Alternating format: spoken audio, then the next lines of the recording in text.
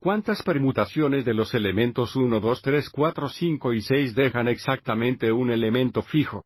Nuestra estrategia aquí va a ser encontrar el producto de la cantidad de formas de seleccionar una de los 6 elementos a fijar, y el número de los trastornos de los 5 elementos restantes utilizando el principio de inclusión-exclusión. Así que para empezar, hay 6 formas de elegir uno de estos 6 elementos que hay que fijar.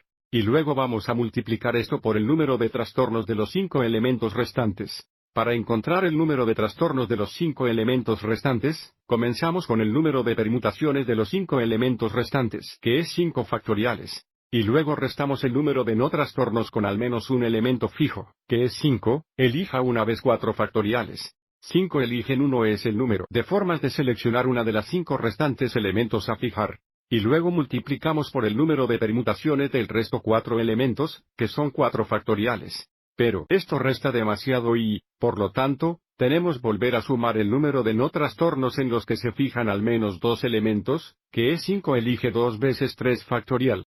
5 eligen 2 es el número de formas de seleccionar 2 de los 5 elementos que se van a fijar, y luego multiplica el número de permutaciones del resto 3 elementos, que son 3 factoriales. Esto añade demasiado y, por lo tanto, tenemos que restar el número de no trastornos en los que al menos 3 de los elementos son fijos, lo que nos da 5 opciones 3 veces 2 factoriales. 5 eligen 3 es el número de formas de seleccionar 3 de los 5 elementos restantes por fijar. Y 2 factorial es el número de permutaciones de los 2 elementos restantes.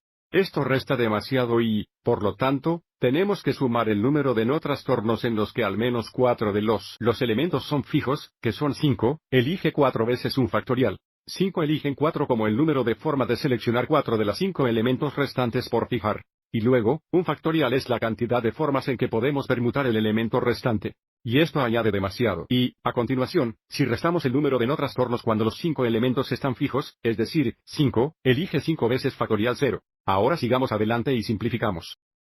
Y podemos ver a continuación que acabamos recibiendo 6 veces 44, lo que nos da 264 permutaciones. De los 6 elementos originales que dejan exactamente un elemento fijo. Espero que esto te haya resultado útil.